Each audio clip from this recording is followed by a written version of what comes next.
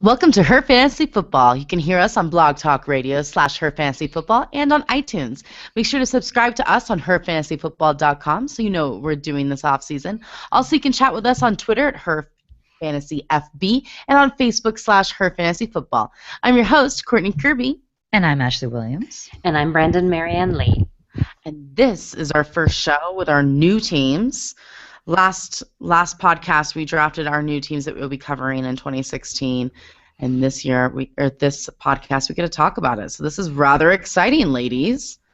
Or not exciting, depending on what teams you draft. I was going to say, I know. I don't have the 49ers, so I'm pretty pumped about this season. That's all I have to say. I realized I know little to nothing about the Atlanta Falcons. Right. Well, it's like Julio Jones, Devontae Freeman. What else? Yeah, and they were busting my chops earlier. They're like, how do you have that much to say about the Chargers? And I'm like, I've never covered the Chargers. It's exciting. Maybe I did a few years ago, but it's been a long time since I've covered the Chargers. So it's exciting. Yeah. There's a lot to catch myself up on. So it's not about you guys tonight. It's about us. So enjoy the ride. It's going to be fun. We're going to hop right into it. Brandon, the Oakland Raiders, man. Oakland Raiders. Yeah.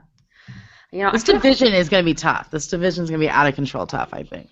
Yeah, I was going to say, I feel bad for the Raiders. There's too high of expectations on them, I think. And I understand why. They've upgraded on defense. They have, an offense that's really young and operating on all cylinders. You're excited about this team. But, man, I shouldn't we reserve a little of that optimism? I mean, it's still the Raiders. Yeah. So the big talk is actually whether or not they're going to go to Las Vegas. We're not going to hear about that, in any sort of definitive terms anytime soon. But it is a cool idea to have a team in Vegas. One of the big debates about that is that there's no home field advantage because people are going to be like, oh, great, my team's playing in Vegas, I'm going to go. It's true. Right? I mean, seriously, I didn't think about that before. But, people are going to be like, oh, yeah, why not? If the Broncos are playing in Las Vegas, let's make a trip out of it. Now, that's great, unless you're a Raider. And then you're only like $100 flights from Denver. Yeah, you're right, because nobody ever flew to Oakland to see their team play before. No. So this would be a big change. I'm sure there are a few people. But, actually, you know what? My husband is a Kansas City Chiefs fan, and he grew up in Alaska. And his mom took him to a game when he was 11. I think he was 11. And he didn't know better, and he wore his Kansas City Chiefs jersey in the Oakland Stadium. And, I mean, luckily he sat next to a really nice Raiders guy. He's like, here, I brought an extra T-shirt. My buddy was thought he needed one. You should probably just put it over your jersey. Just during the game, it's fine. We all know you're a Chiefs fan now, but you don't know how this game's going to go. And you want to live. You want to live. It's okay. You're 11. And, I mean, he got harassed for that jersey at 11-year-old, so his mom felt really bad. But, yes, I guess people do go to Oakland, but... Well, and to be fair, they are the best-dressed fans. I mean, absolutely. No getting around it, so I respect that.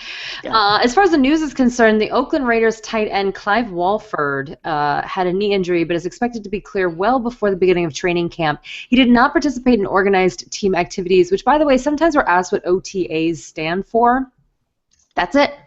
Organized team activities. So it's like organized team activities, exactly. Like making friends. We're making friends, new season, new people.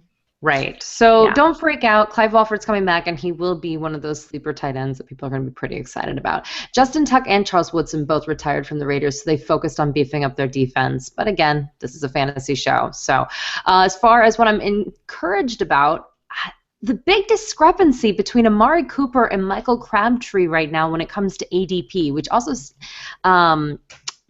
average draft position. Gosh. I wrote it down wrong. So anyway, average draft. So yes, anyway, the ADPs between the two of them. I hear I'm trying to be educational, and then I'm the one who flubs up. It's 1 o'clock in the morning for me, so I'm like, Anyway, Crabtree finished the season with 146.2 fantasy points in standard scoring and 85 catches.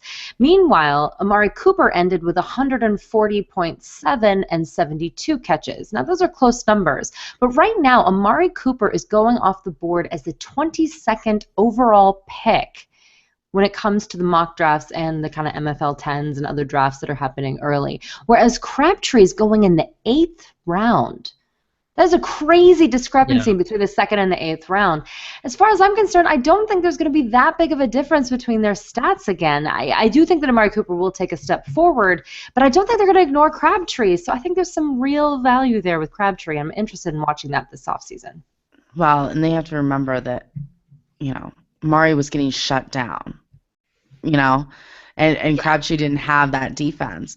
And so even if Amari does step up, he's still going to be double teamed, So but my expectation is that my expectation is that he produces the double teams this year. To me, that's the leap he has to make this year. He has to do it. To skyrocket himself into what truly that elite receiver category. I mean, it wasn't expected last year, but this year, in my opinion, it's expected. Listen, Cooper, you can drop half of your passes as long as you catch the other half like Mike Evans does. That's right. That's all we ask of you. He's still got you the fantasy. So I think Amari Cooper's going to do it this year. I feel it. Let's go to Kansas City Chiefs. It's funny that you mentioned Mike Evans because I am, if you can't tell, in a completely different space than usual. I am in Tampa in a hotel room right now. And I had maybe not spoken very fondly of Mike Evans on my trip here for work. And I was like, I'm never in Tampa. Completely forgot my surroundings and got demolished. And I was like, I'm just going to back off this fight. Back it off. It's not worth it. Not worth it. But speaking of which, too, I'm sorry, I'm totally going rogue, which Courtney's going to hate me for because she tries to keep this on track. But if you haven't noticed or you're going to see me drinking out of this, I am drinking a pop, ladies. You know I never drink pop. Ever. Because when you travel somewhere and you taste the water and you're like, oh. That's so sad. No. It's just different. I can't drink the water here. And my hotel is sold out of water bottles. Sold out. So I've been drinking Diet Coke in the morning with my vitamins and with everything, and pop does not treat me well. So I apologize if things go awry during this show. You have to understand. Yeah, Ashley's a very texture person, flavor person. So this is since childhood. This has not changed. It will never change. She's very particular about what goes in her mouth when it comes to food. So doesn't. I felt better because the locals were like, "Oh, you don't drink the tap water. You have to drink bottled." And I was like, "Oh, okay." And then I go to my hotel room, and literally all the vending machines in this entire hotel are sold out of water. Oh no! So I got the end of the world. I got the vitamin water, which is even worse than Diet Coke. So literally, I've only been surviving on Diet Coke for 4 days. Moving on. We're not going to get sponsorships from vitamin water. not tropical citrus vitamin water. Not that one. Anyway, the Chiefs. Jamal Charles. He will be limited in organized team activities, as Brandon said. OTAs, just in case we covered that one again, according to Andy Reid. They're just being cautious with him. Now, what's interesting is this is a tricky one because a lot of people are putting him as a borderline RB2 this year. Due to him turning 30 again, the dreaded 30 because life is over at 30. Oh.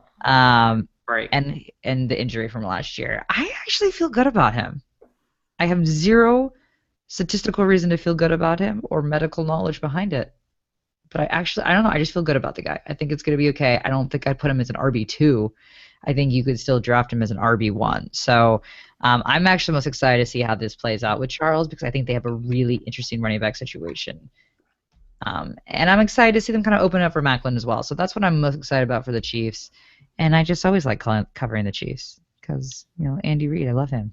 But you got to draft a handcuff. And you love Alex Smith. Don't pretend. I do love Alex Smith. I do. So, but I do agree with Brandon. You got to draft a handcuff for Jamal Charles right now, especially because especially if you have an early draft right now, you definitely have to draft a handcuff because we haven't seen enough out of him to know is he actually at 100%. But I like him, so I'm excited to watch him throughout the year. There's nothing wrong with handcuffing yourself with an older running back. You should do that anyways. I drafted Jamal last year, and I still handcuffed it myself. It's got to do it. Smart play. Denver Broncos. Peyton Lynch threw his first touchdown in the NFL. Granted, it was at OTAs, but he did not act that way. Did you just call him Peyton Lynch on purpose? No, I didn't. That's how I wrote it. I was like, that's funny. It's close though. Paxton is close to Peyton. I wrote it. Peyton. Go. You should call it, guys. Every time people are gonna think like, "Hello, what an idiot." Sometimes I do it on purpose. That one was not on purpose. That one was I wrote it wrong and I said it wrong because I wrote it wrong. And I read. Congrats to him. Well, congrats to him. Paxton, I'm proud of you. He's morphed into Peyton's already. So yes, he's a good guy. He's a good guy. Anyways, he was very, very excited about it, and I like that excitement. I mean, I think that's really cool. He is like all over the field. Yeah, it's like the Super Bowl. It's like his moment. I'm into that. Like, I just love it. But it seems like all three quarterbacks are getting time on the field with the first and second team and third string. So we'll see.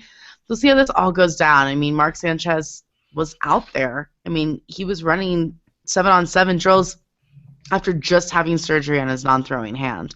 So clearly he wants it. He did not want to be sidelined for OTAs. So he got out there and did his thing too. So I'm excited for this quarterback thing. I hope Sanchez plays a little while because I love Sanchez. I mean, I'm sure Peyton will be great too. And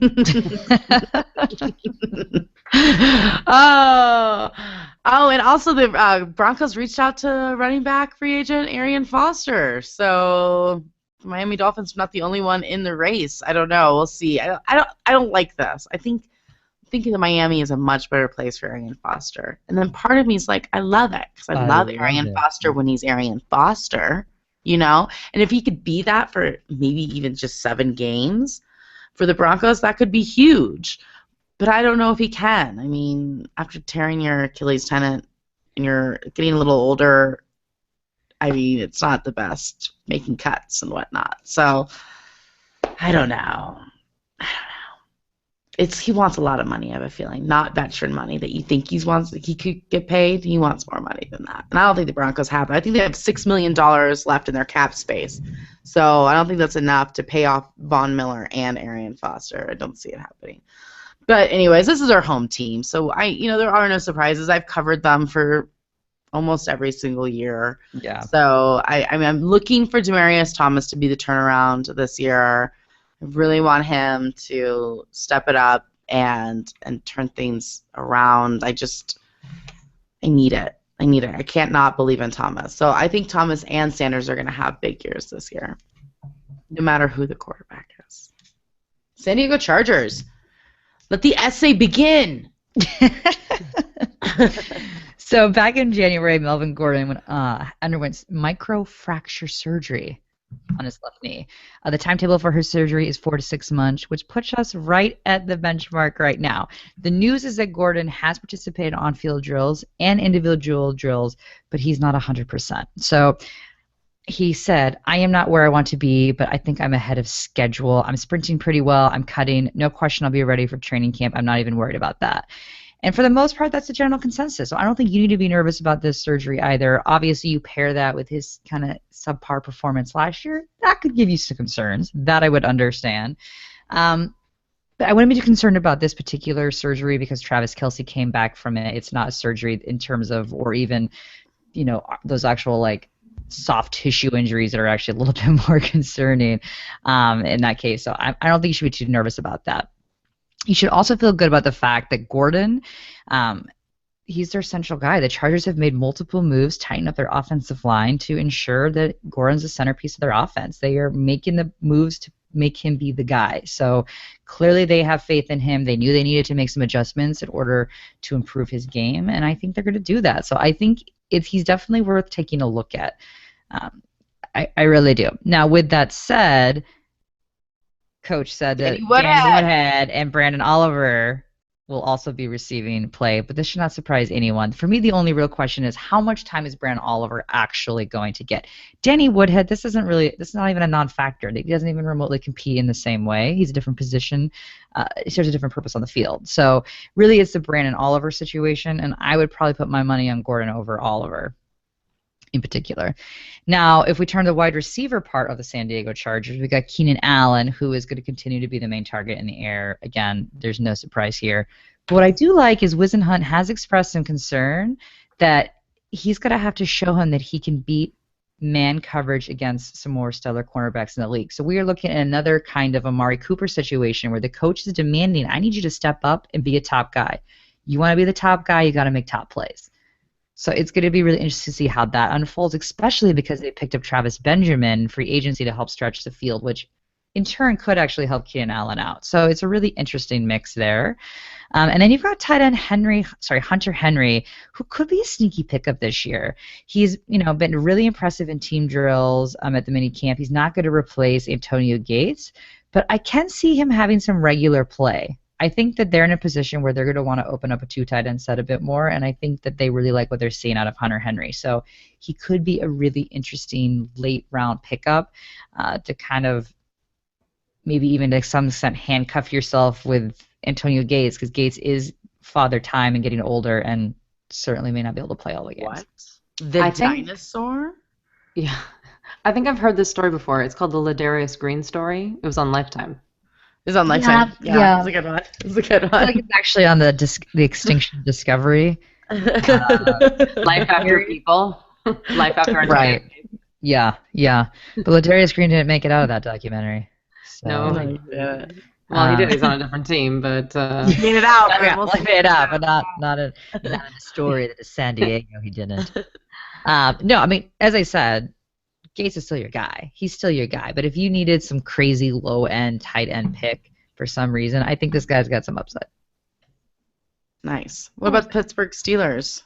Antonio Brown thinks that his time with Dancing with the Stars will help him next year. And actually, former Steelers wide receiver Lynn Swann was famous for training with Dance, and he actually gave Dance credit for his football career in 1981 in an interview on Mr. Rogers' Neighborhood. And who lies to Mr. Rogers? No one. No one.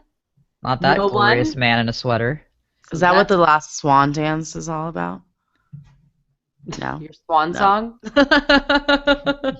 I don't remember discussing this in particular or in depth, but just saying Martavis Bryant is out for the season. He decided not to contest the suspension and instead is going to check himself into rehab for depression. So it's a very serious situation, and sometimes, we laugh because, what can you do? But, we wish him the best. It's kind of dark stuff. Hopefully he gets the help that he needs this year. And so talented. He's so crazy talented.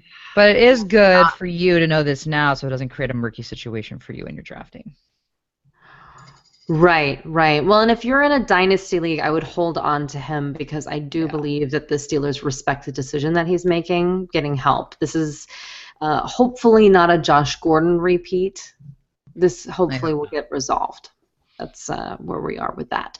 Le'Veon Bell was drug tested on 4/20, which is funny. He actually posted, good luck with that. Hopefully that doesn't mean he failed. No, it seems that everything's okay. But he also claimed that the Cincinnati Bengals tried to hurt him, which is not so funny. So that happened. Yeah, shots fired right there. Le'Veon Bell has quite the mouth on him. Yeah, he just says it. He makes it intriguing. He's like, bloop, I'm going to tweet that. Take that. I love it. I like it. No filter. I'm into it. Yeah. Pittsburgh Steelers running back Le'Veon Bell doesn't believe that his 3 injuries makes him injury prone either. So if you want him, you got to take him early. He says that he'll be 100% healthy by training camp. He says he's going to remain physical but also protect himself at the same time. Either way, again, I think this is a Jamal Charles situation. I'd get D'Angelo Williams when I can. How high do you draft him to steal him from the person who drafted Le'Veon Bell? If I have my, because that has to be one of the best blocks in fantasy. Yeah. I mean, you can get Jamal's back up west, but I think D'Angelo Williams has got to be the best, plug and play. So. Yeah. Oh. You can reach a little bit for him, right? D'Angelo Williams last season was like magic. So, yeah, I think you can if you're Yeah. feeling exceptionally spiteful. Yeah, you can do that. You should always be feeling spiteful in drafts. You First of should. all. Correct. You should. Always. But also in your best interest. Don't just be spiteful. Right. Make sure it's Don't in your just best be interest. Yes. But I don't think there is a non-best interest when it comes to D'Angelo Williams in this situation. Seriously. Also, I know this sounds crazy, but the whole no marijuana thing for Le'Veon Bell, I mean, there has been to some extent some studies and belief in the NFL that smoking weed actually has helped the healing process and injuries in general. So the fact that he's taken that out of the equation is another interesting foil in the story. Monroe from Baltimore went on a big thing about it, about how they should stop giving people pills and start feeding them marijuana. So, yeah. But I think you'd be spiteful We'll and see. you take D'Angelo as soon as somebody is drafted, Le'Veon Bell. Yeah. Yeah, and I'm a systems person, so I don't think you should always handcuff your running backs. I want to make sure, because we just talked about two teams where you should, but that's because the system is a one running back system. So whoever comes in is still going to get fantasy points, as opposed to if a committee situation, I don't care about getting a handcuff. I don't care about the handcuff for the Bengals. If Giovanni Bernard or Jeremy Hill go down, I have no interest in the next person. Right. Sorry. So that's the difference there. As far as fantasy is concerned, it's an interesting tight end situation. We're speaking of Mr. This is the year he's going to break out and Antonio Gates is going to go away. Ladarius Green, well, he's in Pittsburgh. But they also have a second-year guy named Jesse James that they want to develop. So don't just draft Ladarius Green thinking that he's going to get the bulk load of the work until you can see what is happening on the field. That is my warning call. Can we just call Ladarius Green by his now proper name of Mr. Discovery Channel? Life after Antonio Gates. Yep. And newsflash, they didn't use Heath Miller when everybody was healthy. So, but Heath Miller isn't. Well, true, but come on now. I mean, I also want to say there's a difference too in that case because Ben had such a relationship with Heath Miller. They To did. me, that is so relationship based versus position and offensive scheme. That was his go-to trustworthy guy. Just because you bring another tight end in does not mean that guy's going to get the same attention, trust, looks. Offensive schemes change. I mean, Heath Miller was his guy. Yeah, but they don't have Martavis Bryant. So someone has to catch the ball. True. I mean, Marcus Wheaton, obviously. Yeah. Antonio Brown is a god. There's Le'Veon Bell, D'Angelo Williams. Maybe they're going to, try to switch it up more with those guys in the air. I don't know, but I do think the tight end's going to be used, but they might run 2 tight end sets. So they're talking about that too. No one knows. Mike Tomlin is kind of crazy with his play calling and stuff. And he's also Mr. 2-point conversion. That's true. There's a lot going on. So just watch. This is why we have a preseason to see what kind of formations they use. That's going to be the most imperative thing going forward. This is why late drafts are better than earlier drafts. This is your first draft. Don't do it early. Don't do it. Cincinnati Bengals. So should we chat about the team that apparently purposely tried to hurt Mr. Le'Veon Bell? Jerks. Let's chat about it. So I want to start off by reminding everyone that the Bengals lost a couple pretty big offensive players for their team in Marvin Jones, went to the Lions, and Mohamed Sanu, who went to the Falcons. Now, this caused them to be aggressive, and they had to draft and pick up wide receiver in the second round, and that would be Mr. Tyler Boyd. What I like about Boyd is that Boyd knows how to fight for the ball, and he's got body control to make those difficult catches really, really easy for him to do. And I think it's safe to say that he will immediately be incorporated into the offense, possibly opposite of A.J. Green. He definitely will be used in the slot and in some sort of fashion throughout the season. He's definitely a guy to keep your eye on in training camp for a potential sneaky pick. I don't think he'll be the starter per se right out of the gate. So you should be able to get him in a really good value spot because Mr. Opposite AJ at the moment, if we were starting the season today, it would be Brandon LaFell. And if you've ever listened to our show, you know exactly how we feel about Brandon LaFell, which is absolutely no positive feelings towards him fantasy purposes wise with his 50% reception percentage. So with a future Hall of Famer. With a future Hall of Famer. Right, and, let's be clear. It was Tom Brady, Bill Belichick as your coach, who I don't even, I have. How is he still living, right? Is that why you're not saying? about the Patriots. But no, my thing is Bill Belichick, of almost every coach in the NFL, he gets the very best out of his players. He will look at a player and say, this is your teeny little minute skill set that you can actually provide to my team that I care about, and I'm going to get this out of you. And he was unable to get that out of Brand LaFell. I feel like this was one of his biggest failures with Brand LaFell. He's just like, I don't understand. How is this still not working? Anyway. You think he's still sticking pins into his little voodoo body? Probably. More reason. I mean, I don't think LaFell will be this check by the end of the season. If not sooner, I do think Boyd will take over. So keep Boyd in your mind. Well, I got into a conversation we did actually because it was on the Her Fantasy Football Twitter handle with one of the Cincinnati Bengal beat writers, and because I had posted something about Tyler Boyd and about how at least it's not Brandon LaFell, right? And then he was like, well, they're different because Brandon LaFell's going to be down the field and Tyler Boyd's going to be in the slot. And I was like, yes, but again, Tyler Boyd should have a greater percentage of the passes because Brandon LaFell cannot catch the ball. And if it's going to be an Andy Dalton offense without Hugh Jackson, and then it's Brandon LaFell who can't even catch 50% of the passes from Brady, I'm just saying I want Boyd to get as many passes as possible because we can't trust LaFell. I just don't know what to say. And this guy was like, well, and he was defending Brandon LaFell, and I was like, we just have to stop talking. But sir. Nice to meet you. Stop. But it's just you're like. Well, need I remind you, AJ Green's your down the field guy. That's who they're going down the field to. They're not going to go. Yeah. They're not going to bypass for Brandon LaFell. They're like, oh, he's a red zone target. I was like, to who? No, he's not. No, he's not. No, he's not. I would almost rather they give the ball to Jeremy Hill in the red zone, and that's saying something.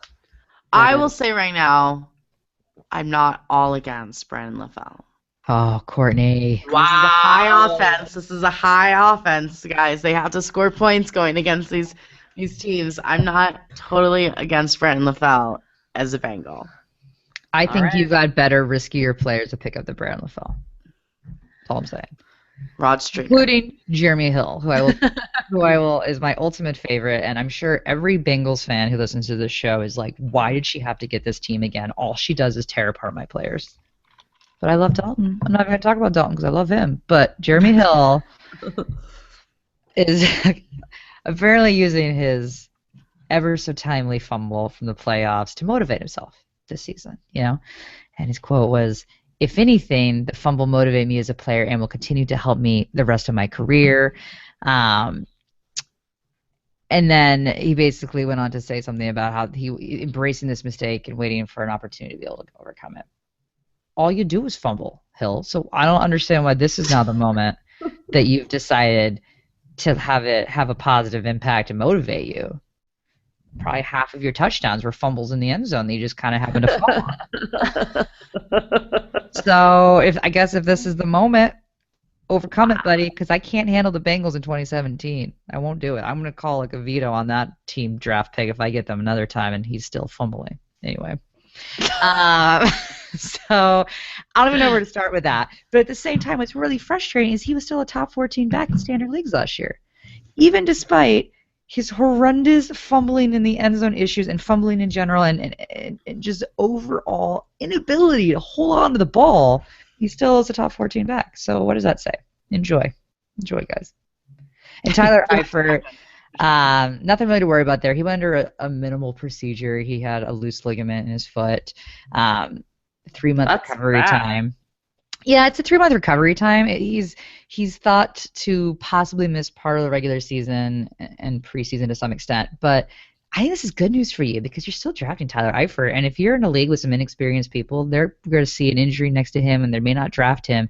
You pick that guy up. He had 13 touchdowns last year. The guy scored on 20% of his targets. That is a crazy high percentage. So Eifert, yes, don't be too afraid. He's going to play. He's still worth your pickup. He's still worth a number 1 tight end position, unquestionably. Even though Brandon LaFell is the new red zone target? You are right, Brandon. Sure, Brandon Dropsy LaFell is going to take some red zone targets from Tyler Eifert. No, that's not happening. I'm done with my rant. Browns. All right. The head coach, Hugh Jackson, believes that running back Duke Johnson could be an every down back.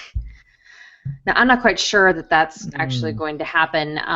He had a chance to win the starting job in 2015, but he had hamstring injury in the preseason. Remember, people were really excited about him. Yeah. Now, he is the pass-catching back, and if you remember, Hugh Jackson was Mr. Cincinnati Bengals offensive coordinator, and they had Giovanni Bernard and Jeremy Hill, and that's what he's hoping is going to happen now with Isaiah and Duke Johnson. So Brian Hartline was released, and Terrell Pryor is still on the team. How crazy is that? I just want to make sure we're all clear. Yeah. The experiment lives on. Salvation for Brandon. I'm raising the roof over here like it's 1999. Anyway, they did wide receiver Moneyball in the draft, so it's no surprise, really. But Brian Hartline, see where he lands. He had 8 catches in the last 3 games that he played of last season, and then he went out due to breaking his collarbone. But he's kind of a PPR guy in weird circumstances. So especially if you're a daily person, he's always cheap. And he could be profitable. That's true. As far as fantasy is concerned, quarterback controversy. Supposedly, Josh McCown is playing very well. And, Hugh Jackson keeps saying he's not just going to hand RG3 the job. It looks like rookie Cody Kessler is probably going to be the 3rd string, but Jackson really likes his accuracy. It's a nightmare. It's a nightmare. It's the Browns. But I thought I'd bring it up. It's the Browns. What do you want? Hate Throw them a bone. Yeah. Oh, the Ravens. The Ravens. I will start with Brandon's favorite because I love him. Rashard Perryman is on the field at OTAs. You guys, he has been sighted.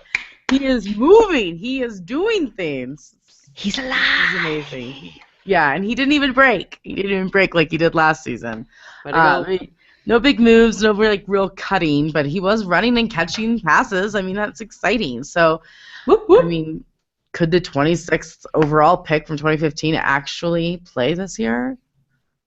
It's too soon. It's too soon. We don't know. It's too soon. It's Perryman, you guys. We don't know. Yeah, gotta wait it. Yeah, we gotta wait it. Yeah, well, we won't know until the minute before the first game if he's gonna play in an NFL game. So, we're gonna cross our fingers. Speaking of which, Dennis Pitta is still in the NFL. This poor guy. He's not poor. He chooses to play. Everyone tells him not to play, and it's like he wants to play, and I get it. You love the game, but, you got to know when to quit, man. You got to know when to quit. I mean, he hasn't played since early 2014. He hasn't even played. Remember how everyone was drafted him really high last year? Didn't even play. Hip. Bam. Another hip injury. It's crazy. I can't do it. I hope people do not draft him because it's not going to last for long, guys. People are still drafting Johnny Football. It's unbelievable. Yes. It's people still drafting Tim Tebow? Probably. Is that still a thing? There should literally be settings in all of the actual platforms that if you draft Dennis Pitta or Johnny Manziel, you actually get kicked out of the league. Yeah, it's weird. Default. Bloop. Yeah. I or like Tim that, Tebow. actually. Or who? Yeah. Tim Tebow. Yeah. Mm-hmm. Yeah. Mm-hmm. Yeah. Well, kind of like I think it was last year, 2 years ago, I was able to draft Tony Gonzalez, and I'm like, he's retired. What is he doing in this potential option? He deserves that respect, Crazy. Ashley. He deserves it. He at least deserves it. He should be there this year, too. He should. He should. Dennis Pitta. I will say, you guys, I am most excited about covering the Ravens because of Steve Smith Sr., a.k.a. Triple S Sauce. I love him. I'm so excited he's back this year. He's one of my favorites. Do you remember when he got 186 yards and 2 touchdowns against that Cincinnati team, Ashley? Remember that? I do, Courtney. Love him. I remember it because I was playing against him that week. And I wanted to murder him. And I love Steve Smith, though. I was cheering and hated him all at the same time. It was amazing. He's great. Anyways, the Tennessee Titans, my team that I hate to let go, but it's Ashley's now. Yeah. I know. I honestly wasn't excited for this team at all. But then you got into it. And then I was like, I'm kind of actually excited to see what It's the this is going to do Misfits. because they're like the misfit toys with so much potential. Yeah, they're fun. Starting off with Delaney Walker, who signed a new deal, He's which not is a music misfit. to all of our. I know, but he's music to all of our ears. That's what we wanted to hear. He's like the one Yeah. pseudo consistent player. They're like, oh yeah, Delaney Walker. And I love that Titans picked up Rashard Matthews, which I think is a great pickup. He's been rumored to already be developing chemistry with Mariota in terms of off-season workouts. So that's exactly what you want to hear.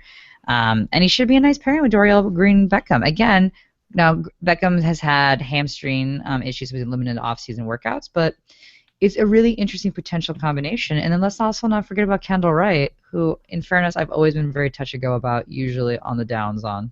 But he said that he feels more explosive, allegedly, in his current weight of 195, which is 12 pounds heavier than he was last year. So that may compute to maybe like 200 extra yards, maybe? Maybe.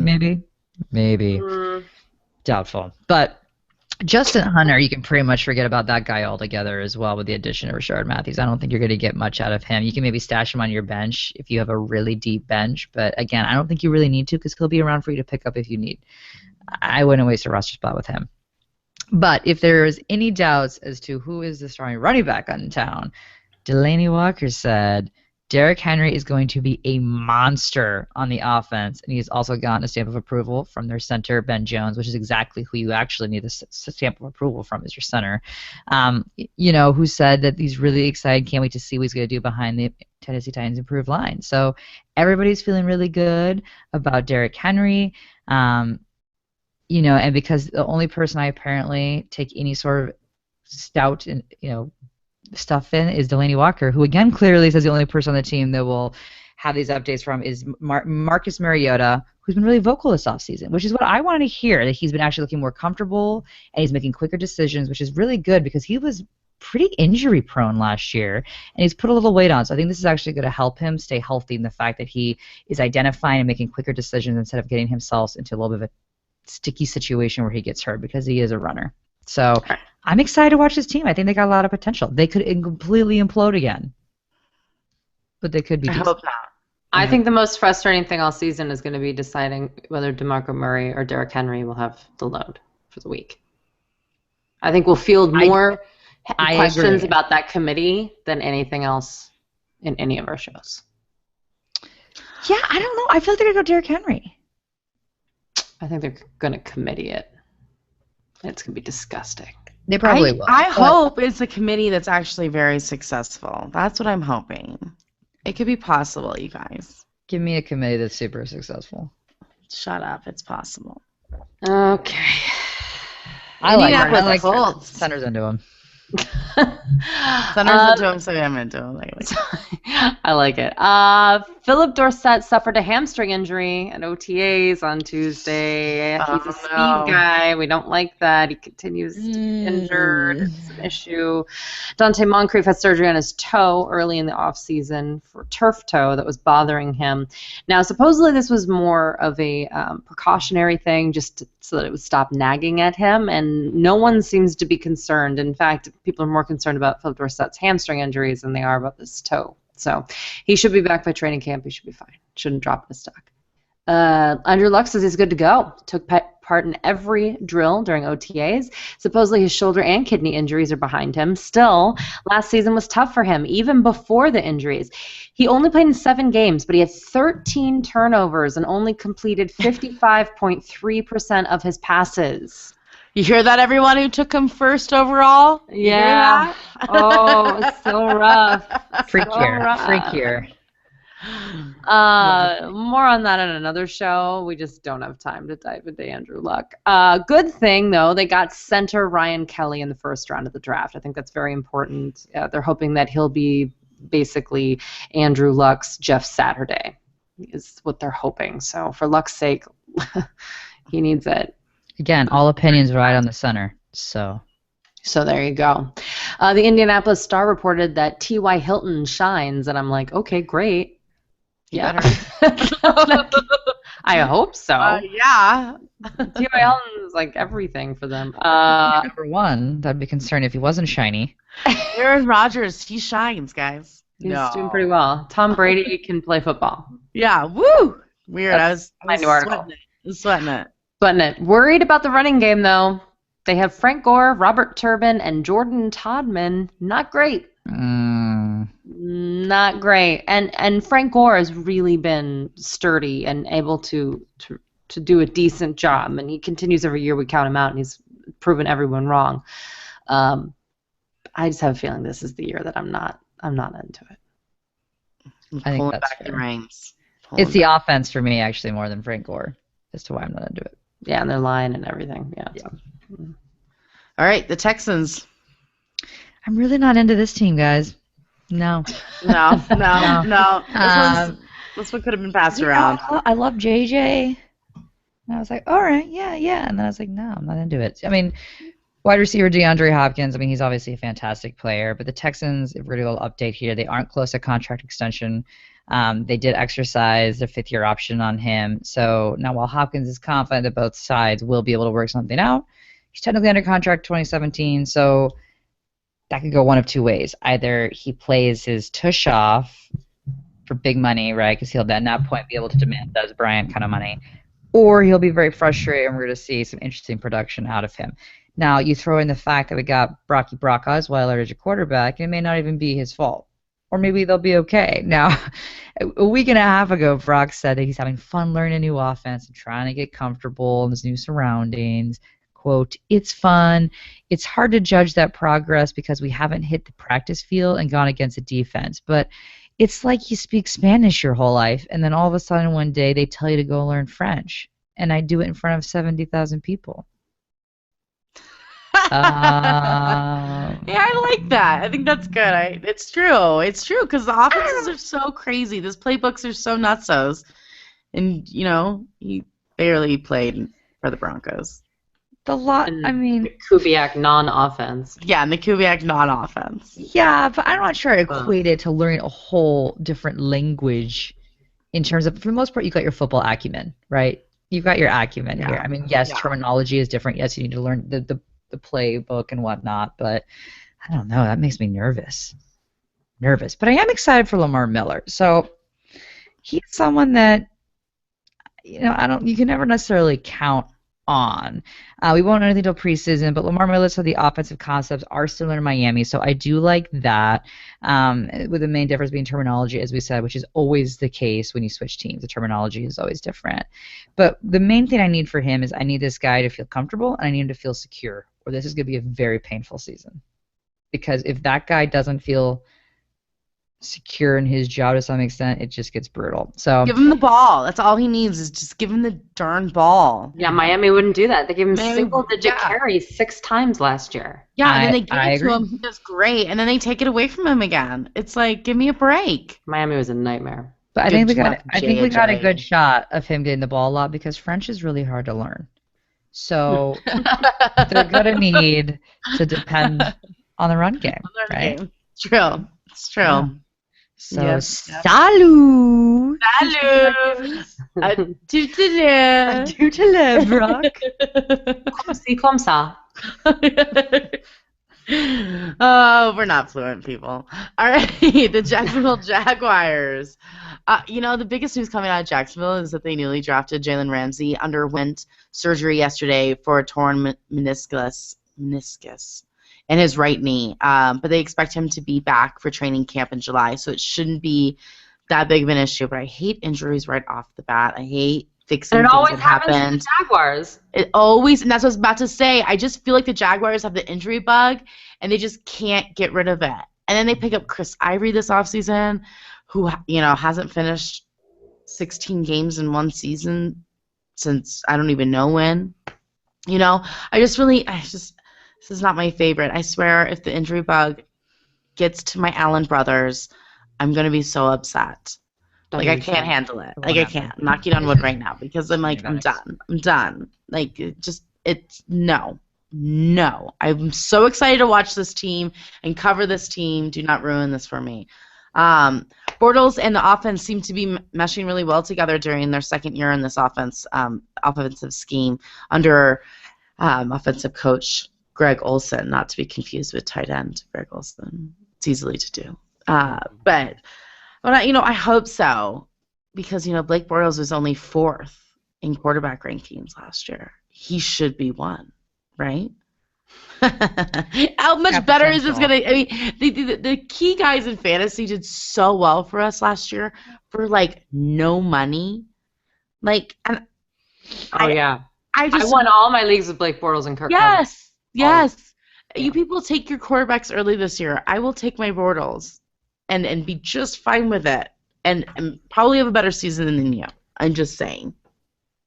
But yeah, I just love this team. I'm really excited, and Alan Hearns is my guy. I just really want him to take care of me this year because I'm drafting him every time I can.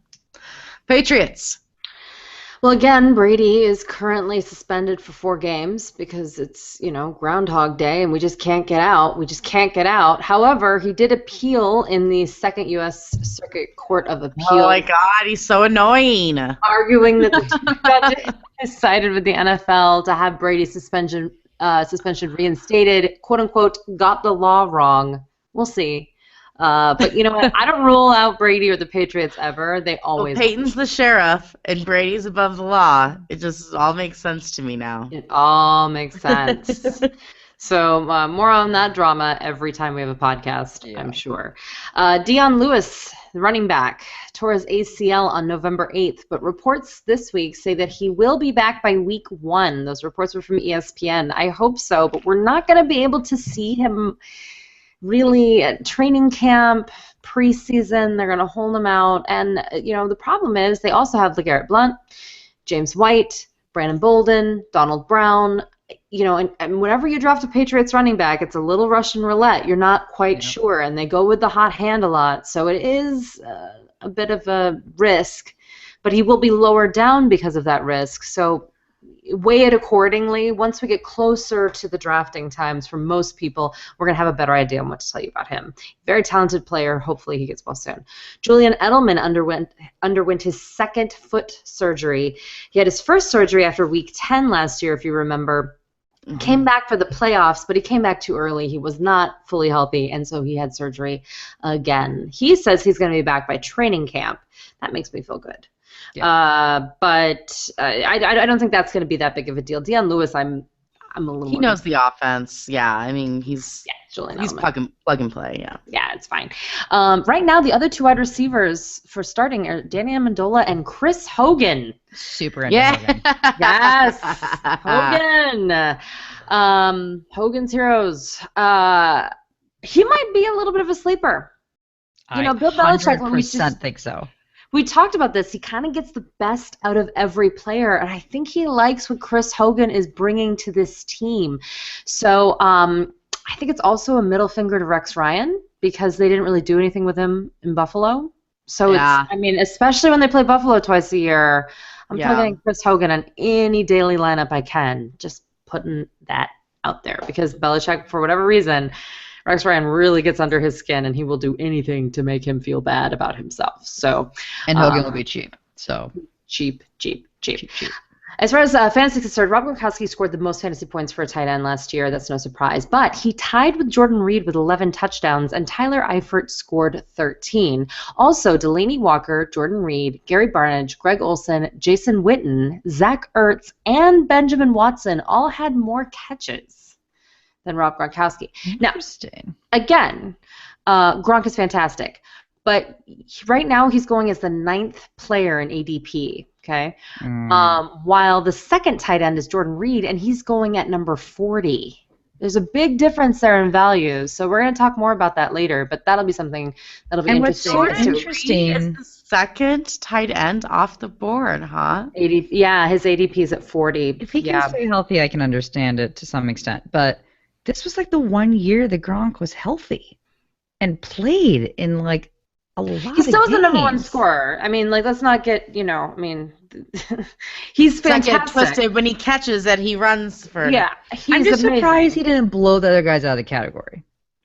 Is all I'm saying. For a year that he usually blows everybody else out of the category when he plays half a season, and he played nearly a full season. Well, I'm just saying there were a lot of good tight ends last year, which was a rarity. So do you think that happens again? Or do you say, you know what, no, this guy's the most consistent, Number 1 tight end for sure. Do I just take him anyway? Something to think about. The Bills. Sammy Watkins had surgery again on his foot this offseason. He was seen at the OTAs on Tuesday with a walking boot and on crutches.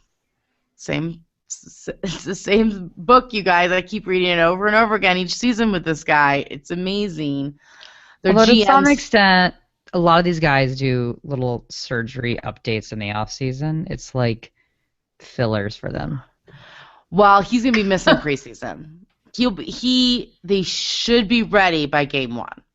So this isn't like I'll be back. Right. Yeah. In July.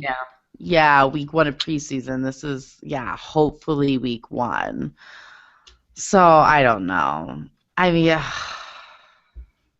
I have to tell you, the GM went a little nutso this last week with saying, this is the game of football. Injuries are part of it. It's a violent game that I personally don't think humans are supposed to play. Oh, my. You're the GM of a team. What Awesome. a drama king. What a drama king. Seriously. Don't ruin my parade over here, Mr. Whaley. I don't have time for that. But anyways, I'm looking forward to this team being the most improved of 2016, I hope. When you start looking at all the players in standard scoring, they didn't do awesome, and so they should do awesome because they have all the components to do well. I love Tyrod Taylor. Tyrod Taylor, excuse me, but he didn't even make the top 15. LaShawn McCoy didn't even make the top 15. Granted, he did miss 4 games, but whatever. You drafted him really high. You need him to be, you need him to produce that. Sammy just squeezed it at 15th for wide receiver. So I just feel like we got to see some 4s and 8s in this team. They can do it. This is a good team.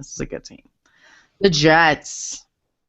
So we all have our notes, and I was looking at Courtney's notes as she's talking, and for some reason I read that as LaShawn Moody.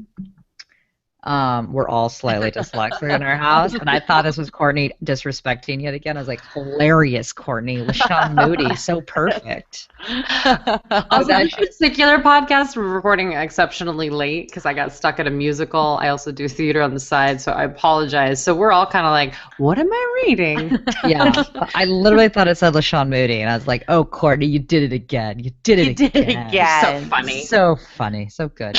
The Jets.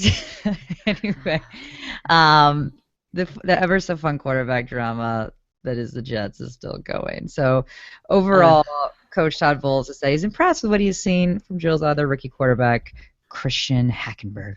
Now, the Jets director of player personnel has said that he also has high hopes for Hackenberg, but all these warm, fuzzy feelings for Hackenberg doesn't actually mean they don't feel great about their other backup quarterback, Bryce Petty. Now, this is how kind of that pecking order would play out in theory, right? So if Fitzy comes back, there's absolutely no chance that Hackenberg is going to play, right? If Fitzy doesn't come back, then we've got an interesting little mix here of Hackenberg will probably be over Bryce. Geno Smith will probably be the starter, which is going to be another fun, interesting little spin there. But, we don't have any movement on Ryan Fitzpatrick, who has expressed that he does want to re-sign with the Jets.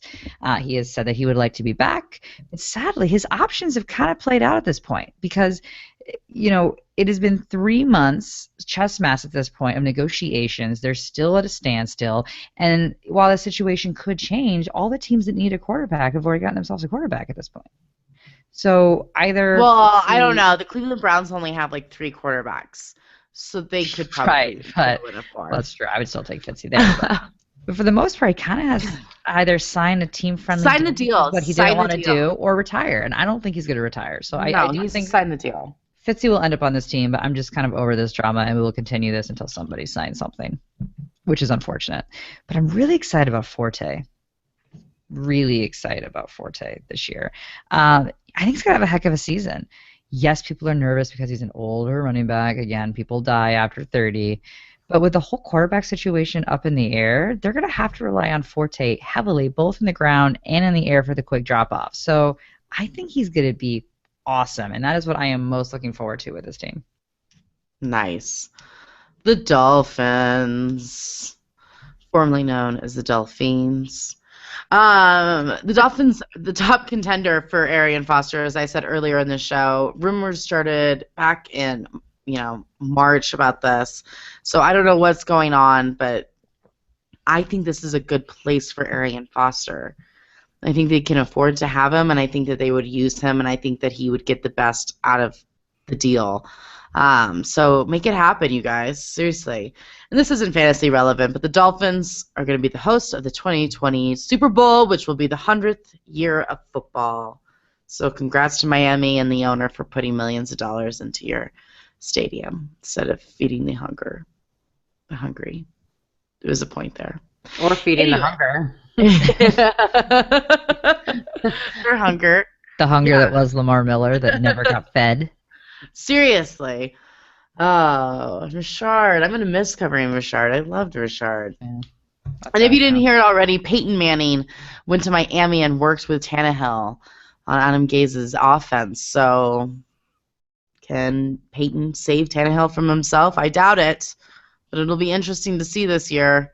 I had high hopes from last year. It's not a good way to start off the season with Seattle and then New England. I will say that for the Miami Dolphins. It's not awesome. But I have a love-hate relationship with the Miami Dolphins, so I'm not. I don't know if I'm excited or like really upset that I have to cover this team again this year. I do love Landry, but I just don't want them to screw me over again. And Landry's the only one they have left, so please don't do it. Odds aren't in your favor. Yes, talking about screwing you over and their players. This is the San Francisco 49ers. Words cannot express how excited I am to cover this team. So we'll start off with Anquan Bolden. He is still an option for the San Francisco 49ers, but the team likes young receivers, and more than likely he's going to have to wait till closer to training camp or preseason to actually find a team. And I hope he finds a team somewhere because I love him. Yeah. That's about where my positivity ends when we talk about the San Francisco 49ers. So we'll get into what everyone wants to hear. Me completely having a mental breakdown. So, Blaine Gabbert has allegedly impressed Chip Kelly with his athleticism during these offseason workouts. Unfortunately, so has allegedly Colin Kaepernick. Chip said of Gabbert, he's extremely athletic. It's interesting. The three of them, if you look at Driscoll, Blaine, and Cap, they're all 6'4" or taller. They all can run. All of them are exactly at a 4.6 40-yard dash or under.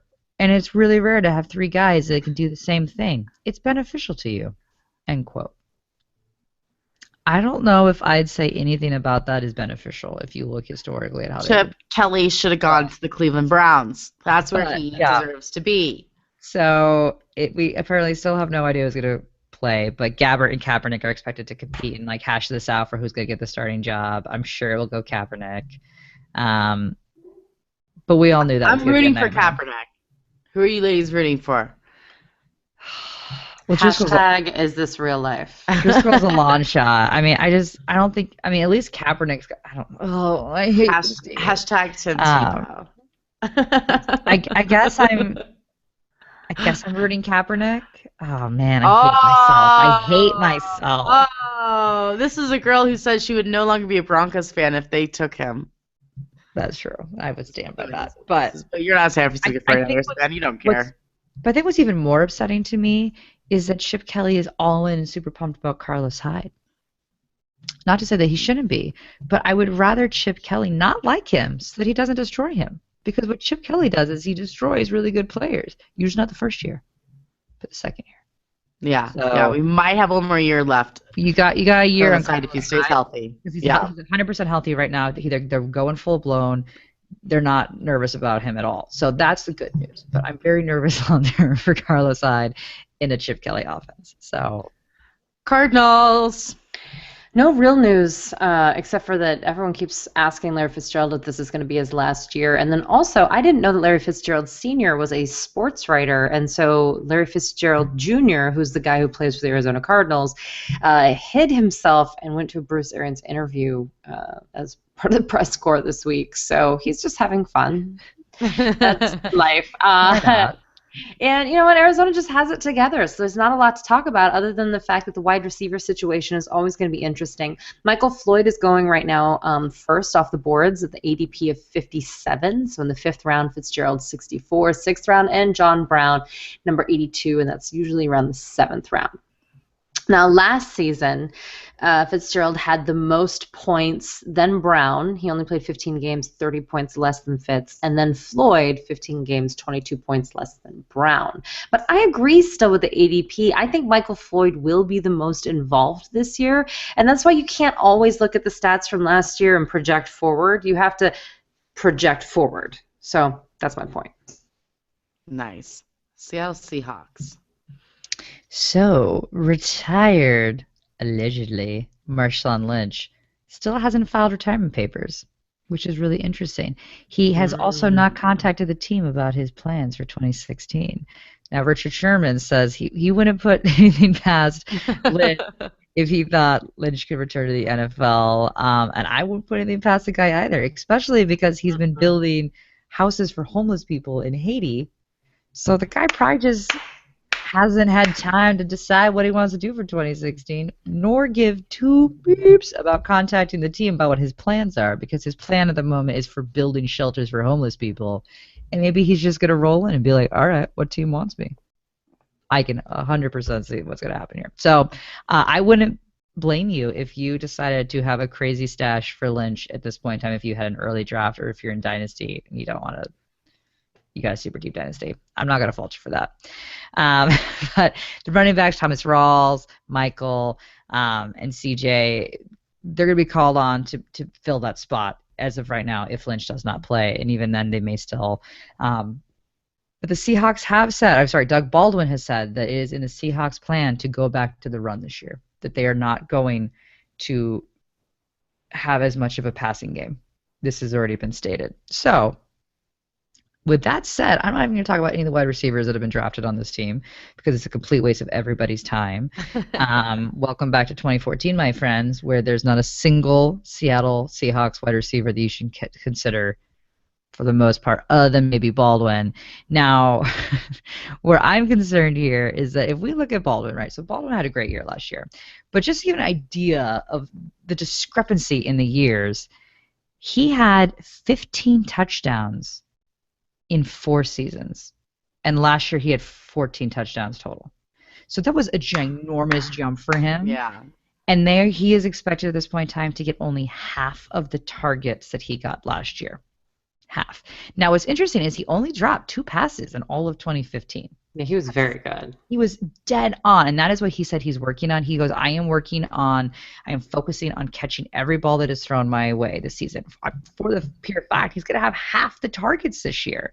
Yeah. So me personally, I'm downgrading this guy to a wide receiver too. And I hate to say that, but if they're going back to the strategy of just running the ball, where does that leave us? Because again, that left us with Doug Baldwin having only 2 decent games this season. I think they'll abandon that. But who knows? We'll see. I'm just saying, based on stats, people are going to take him crazy high. Like Brandon said, you can't just look at stats from last year and draft that way because they're allegedly, at least begin the season, abandoning that strategy. They're not going to be a passing offense the way they were last year. I need to see that Thomas Rawls is healthy before I can believe that. Yeah. I need to see Rawls in action because I'm a little worried about him personally. With reason, but I mean, they at least moving forward, their plan is to go back to the run. Yeah. I agree. We got to wait and see, but I'm not drafting Baldwin super high. All right. Los Angeles Rams. You know, the one good thing about the Rams last year was their defense. Well, not just last year, but previous years. There really was nothing going on other than Gurley come mid-season. But, yeah, and they lost a lot of people on their defense this offseason. Don't draft the St. Louis Rams thinking you're getting the same team that you got the year before that. It's not the same. They lost a lot of people in their secondary, and I feel like Mr. Doug Baldwin might burn them twice this season. We don't have to worry about the 49ers, but Baldwin might, and we know the Cardinals well. So, unfortunately, I'm sad about that. I'm also kind of sad that I don't know if Jared Goff is really ready to play in the NFL, and I don't think they have any other options. So they're going to go with him. They drafted him first overall. They have to. You don't pay the guy that much money to sit on the sidelines. I'm just not 100% sure that he's gonna give you what they want, for especially somebody like Tavon Austin, who we're hoping for a lot out of this year. Fingers crossed. I don't know. We're hoping for more receptions than 52 for Austin. With Goff as the quarterback, I'm just not sure if that's going to happen. I kind of see Gurley really stepping in and taking over the offensive role. Detroit Lions. I do. I live my life wondering what Tavon Austin would have been like on any other team in the NFL. I know. So true. I have no idea. On a Belichick team. Yeah, but there's just so much untapped potential, but I don't know if he would have ever lived up to it, but it definitely is rough in Los Angeles now instead of St. Louis. Detroit, no real news other than the fact that we have to come to the terms of a league without Megatron in it, which is sad. Yeah, it's over. As far as what I'm looking forward to, it's Jim Bob Cooter. And I'm just going to say Jim Bob Cooter as many times as possible for the next season. And maybe this is an Abdullah year, because I was not into it last year, and I was right, not to be a jerk, but everyone was like, Abdullah's the next Adrian Peterson, and everyone needs to grab him immediately, and then it just became a disaster. One of the highest-ranked passing backs was actually Theo Riddick. Yep. So I'm very interested to see what Jim Bob Cooter does with the offense without Megatron. Oh, every time you say it brings me to tears. It's the saddest thing ever. Sorry. All right, the Packers.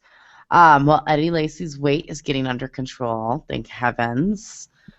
He still needs to lose more weight, but much closer to the weight that he was when he arrived at the Combine and performed so well. So hopefully he can get down, go from 5 touchdowns that he had last year back up to, around 12, 14. Really keep his starting spot. That would be great, because I do not want this running back by committee thing happening again in 2016. Because we got Jordy Nelson back, you guys. He's back. He's actually participating in OTAs, but he is participating off the field and doing drills. And he says, he's been catching passes since April. So this is awesome. Talk about making money without playing. That man showed how much he affects the team, and that he deserves every penny that they give him. So pay him more. Pay him more. This is good, guys. This is a very good thing. Jordy Nelson. This is going to help Randall Cobb. This is going to help Aaron Rodgers. This is hopefully going to help Eddie Lacy, and hopefully this will be the team of 2014 again for fantasy. I do really hope they're not a disaster, because I want to enjoy covering them. I really do. Minnesota Vikings. I would say Jordy Nelson is the second best non-playing MVP in the last decade, only behind Peyton Manning. The season Peyton Manning didn't play, and you're like, wow, this team imploded. Jordy Nelson is second behind that without, yeah. Tony Romo's up there too. Tony Romo's up there. Tony Romo's up there too. Definitely. True that.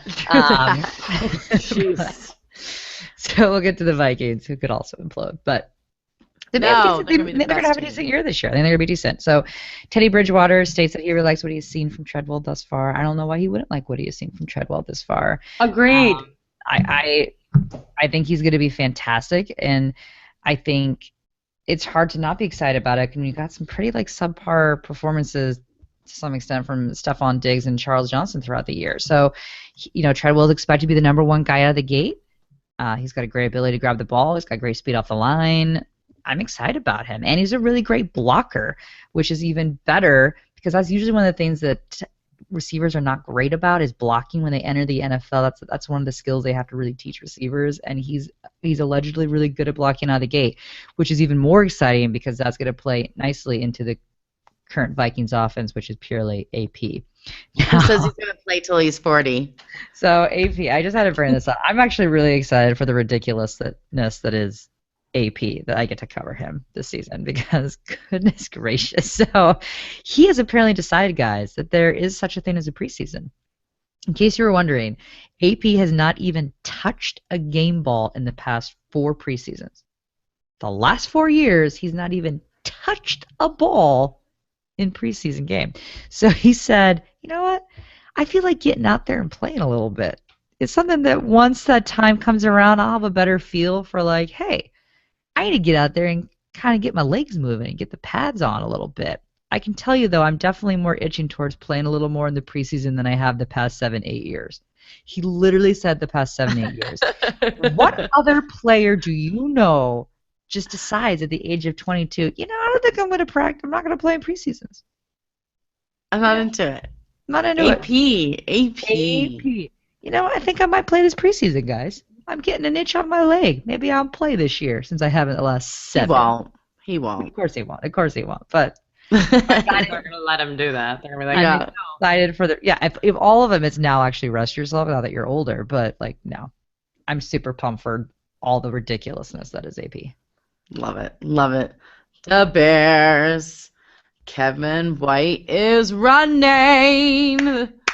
You have all the rookie wide receivers that didn't play last year. I have the sophomore misfits. I do. I have all the sophomore misfits. This is very exciting for me. We were all very excited about him last year, and again, he did not play. He got hurt. So this is good. We're excited. We're back. The Bears are coming back. Langford, he's been working on catching the ball. Thank God. He says he's been running a lot of routes and been using his hands more, so I'm into it. Langford won me some games last year, and I'm looking for him to do the same this year, you guys. I'm into it. I like him. I think he's better this offseason. I really do. I think he's going to be legit. I'm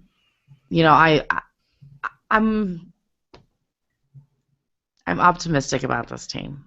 I don't think I should be, but I am. Oh, right. I am. Right. I just feel like a good. I know. I know. Breathing. I know. This is a team that can implode really fast. They have yet to be good lately, but this is a team for fantasy that can really go downhill real fast. Luckily for you, there's not tons of fantasy on this team. Cutler's kind of waved himself out. We're okay. We get good value for this team now, you guys. So this is good. I'm into it. The Cowboys. Put me on the bench, coach. Opposite of put me in, Jay Cutler. Dallas Cowboys quarterback Tony Romo isn't worried about his long-term future. He thinks he can play for 4 or 5 more years, even after multiple collarbone surgeries. That would put him in his 40s. Woo! So crazy talk, people. Yeah. Supposedly he looks phenomenal. Longer. Oh, sure. They're saying he looks phenomenal this offseason. Phenomenal. Yeah, you don't get hit in the offseason. You don't get tackled in the offseason. No. Des Bryant is going to have more x-rays on his injured right foot soon. Hopes to participate more as the offseason progresses. I'm concerned about this team. And I'm going to tell you exactly why I'm concerned moving forward. Ezekiel Elliott. I think this is going to be a run-first team. I think that draft pick was just glaringly clear. We have one of the best offensive lines in all football. We're going to put one of the best running backs to come out of college football in years behind it, and we're going to try to save this Tony Romo character until he's in his 40s. Get the ball out of his hands. Yeah. And then if Des Bryant has a problem with his foot, we're not going to push it. I think that I'm concerned about the fantasy prospects for this team. So I'm looking forward to seeing the preseason and again, looking at the formations. What are they running? Why are they running? It's going to be interesting. They're getting old. That team's getting old. The Giants. So the Giants, I expect mediocre output in terms of real football with this season. But I think fantasy-wise, we still got some stuff to work with. Eli Manning has had nothing but good things to say about their new wide receiver, Sterling Shepard, which should not be unexpected because he was one of the best guys in his group in the draft. So that was a great pickup, and I love the idea of pairing him with OBJ, whatnot, who's going to have another great year. Now, allegedly, they're excited about the trio of Odell Beckham, Victor Cruz, and Shepard. Victor Cruz, my friends, I mean, he says he feels great. he feels that he'll be ready by training camp. But with that said, he is still not practicing at 100%. So in my opinion, under no uncertain terms can you draft him. You cannot draft this man right now. I am sorry. And I love me some Victor Cruz, and I wish him a speedy recovery and that he comes back. But you cannot put yourself in that situation right now. Unless you can get him insanely low in your draft. Maybe you want to stash it, but deep league. Yeah. And then again, the running back situation, they're expected to go with Rashad Jennings. He's expected to be the workhorse. I don't think that, again, is that much of a surprise. Even though they had a bit of a committee going last year, Jennings still had almost half of the carries. He was like the 48% or so of how many carries that he got, and allegedly they're going to increase that this year. With that said, keep your eyes on Paul Perkins, who's got potential to steal some carries. But he's not going to steal, I don't think, enough carries away in a substantial manner that should deter you from Rashard Jennings. But I also would not stretch for Rashad Jennings because it's just they've been dicey on the running back situation for a while now. So I don't love it. Right. And I'm sad to see Giants without Coughlin. That's really sad for me. I'm going to struggle with this team with no Coughlin. It's true. Yeah. No red face. So Washington, wide receiver Josh Doctson was drafted in the first round, but he was limited during OTAs due to a sore Achilles tendon. I don't love that. No. But it's a reality. He's trying to get used to the playbook. It's all a little murky. Still, I believe in Josh Doctson, but I thought I'd mention it. Wide receiver Deshaun Jackson is not participating in voluntary workouts this week, but he has visited the facilities. He's fine. There are no problems. I just wanted to take that off of everyone's mind. Running back Matt Jones is expected to stay healthy and secure the football this season. And general manager McLaughlin says he has no concerns that he can do both. Come on now. You know, hey, it could happen. He had a rough start. He had a rough start, a rookie season. I'm letting it go, but again, I'd like to see this before I get too into it. Him and Jeremy Hill meet up to play hot potato, and you know. It's really bad. Okay, I did a piece suggesting that Kirk Cousins, who's currently going off the board as in the 10th round, you can get Kirk Cousins, the 15th quarterback off the boards. Awesome. I think it's because he loves Creed. There were articles about that. I think that's what it is. I think we have to really question his decision-making skills, and I think that's the only problem. Creed the movie? What? Creed the movie? The band. Wow. That is questionable. I was like, I was like, Creed was good. The movie. You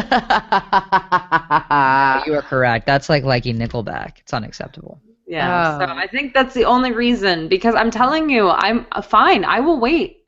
I'll just take my Cousins at the end of the draft if that's what this is about.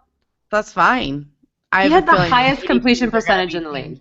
Quite a bit once the seasons start picking up and I'm sorry. Drafting. Who openly admits they like Creed? I'm baffled. He said loves Creed. Loves Creed. I can see Give the guy a break, you guys. Give the guy a break. He's fantastic. Why? Because he fosters dogs. That does not. That does not wipe away dogs Creed. While he listens to Creed, there's nothing wrong with that. I thought you were talking about the movie. I thought it was like Michael B. Jordan. What's the big deal? He was good. Stallone. No problem there. No problem there. Philadelphia Eagles. Well, it appears at this moment, May 26th, the day just started, so it's early, that Bradford is still the starting quarterback. So we'll see. I don't know how long that's going to last. Supposedly Wentz is third string, but when Bradford gets injured, I'm really going to be interested to see if they can put Chase Daniels in, who's only had 77 passes in his 6 seasons in the NFL, instead of Wentz. Yeah. I don't see that happening. No. I don't see it happening. They always shuffle that when it comes to a rookie, and then. Well, they say they don't want to put him in. He needs time to learn. He needs time to learn. It's like, he's from North Dakota. I get it. You're scared. Nobody's from North Dakota. But it's fine. It's fine. He's not a polar bear. Seriously, get over it. What are we scared of? Really, it's nutsos. Ruben Randall is now an Eagle. He's also sidelined after having his gallbladder removed. Not a normal football injury. Not at all. But hopefully he can get back on the field soon because he's competing for the ball with Jordan Matthews and Nelson Aguilar. Aguilar. Aguilar. And I have to tell you, I'm just most excited that Chip Kelly is not on this team anymore, and I do not have the San Francisco 49ers, and I do not have to worry about this. I'm rubbing it in because I feel like this is a brand new team. Even though I covered them last year, I feel like this is a brand new team. How many times do you think Courtney's going to call him Nelson Aguilera? No, Aguilera. Congratulations, and this is not fantasy relevant, but to Christina Aguilera for winning The Voice, the first female to win. I'm into The Voice. I love that. I was just talking about it with my dad after we got done talking about football. Dad and I bond over The Voice and football. So this is the Williams household. That's right. New Orleans Saints.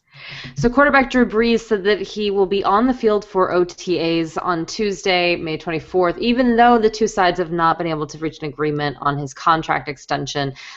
They're going to. There's nothing to get worried about. It's fine. New Orleans Saints are expected to sign free agent place kicker Connor Barth. They released Josh Scobie, who we thought maybe was just on the Jaguars, and that's why things weren't working out. Ends up just things don't work out for him, which is too bad. But maybe he'll find a new home. And they signed former Charger wide receiver Vincent Brown. As far as fantasy is concerned, will Mark Ingram stay the guy?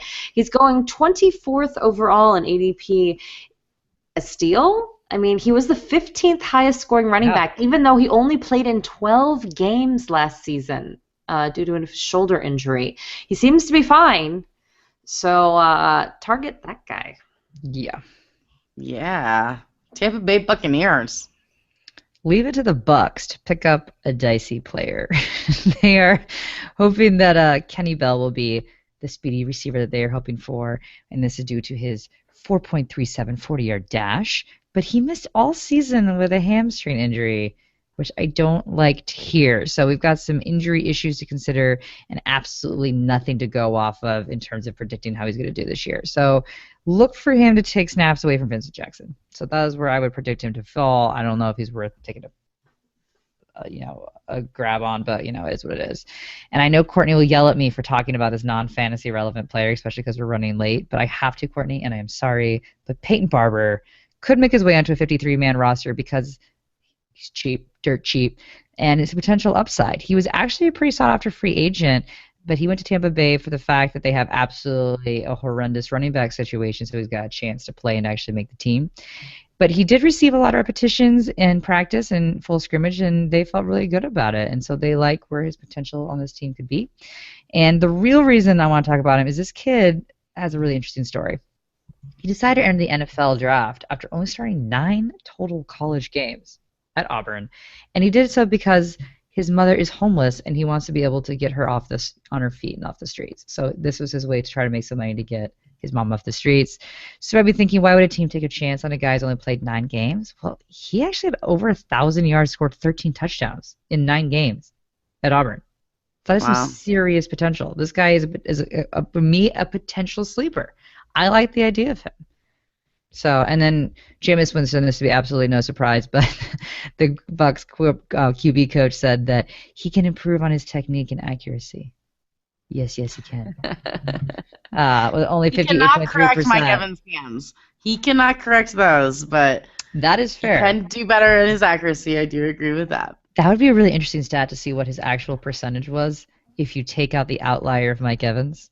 What his completion percentage was. But it wasn't an outlier. He had so many targets. It's not an outlier. That was their game. But Mike Evans can't catch the ball whether it's Tom Brady throwing it to him or anyone else. He only catches half the balls anyway.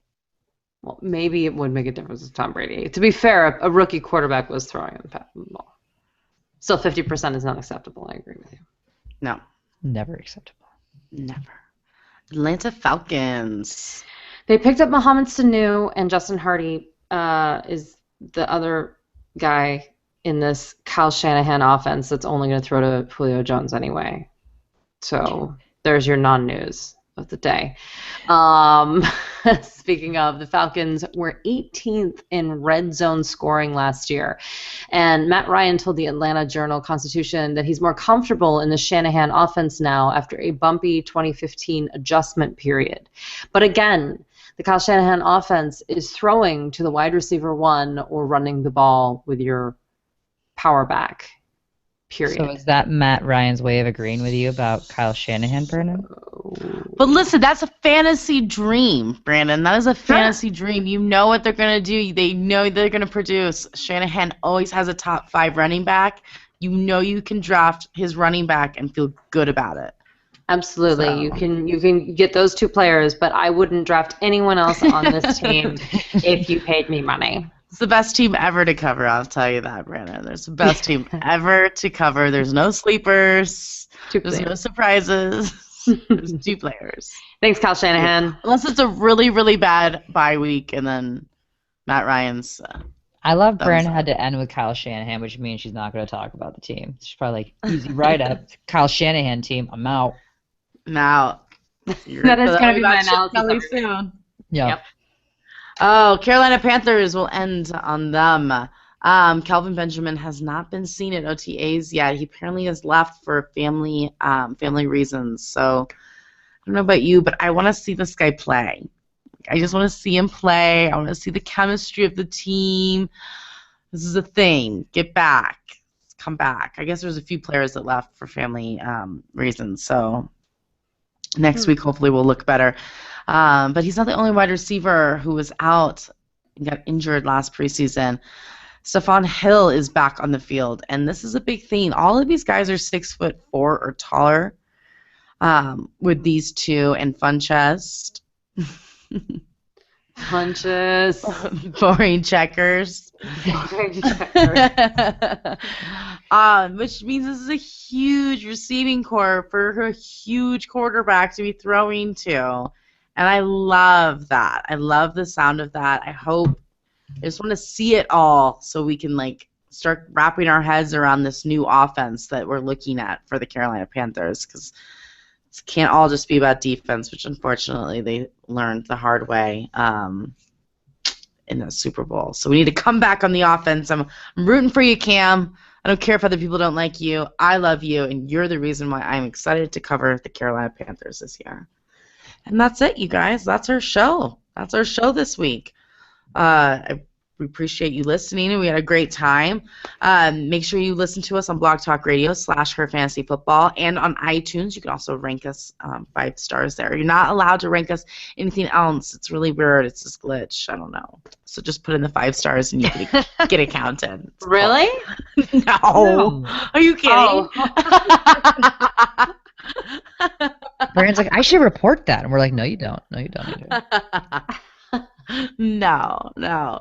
You can also chat with us on Twitter at HerFantasyFB and on Facebook /HerFantasyFootball. Until next time, no more faking it.